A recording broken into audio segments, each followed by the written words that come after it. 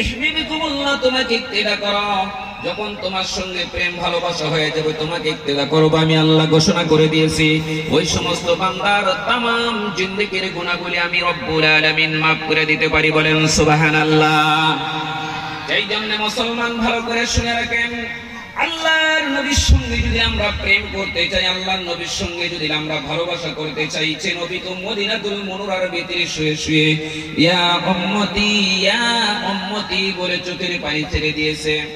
আমরা এই দুবরি টাউনের ভিতরে থেকে, এই দুবরি ডিস্ট্রিক্টের মধ্যে থেকে থেকে নবীর সঙ্গে আমরা কেমন করে প্রেম করব, কেমন করে ভালোবাসা করব, সেজন্য আল্লাহর নবী মসজিদে নববীর ভিতরে সাহাবীদেরকে শোনাইয়া দিয়েছিলেন, সাহাবীরা রে তোমরা শুনিয়া রাখো, এমন একটি কঠিন জামানা আসবে, সে জামানার ভিতরে আমি নবী থাকবো না, কোনো প্রমাণ থাকবে না। সে জামানার ভিতরে আল্লাহর একটি কিতাব থাকবে, আল কোরআন।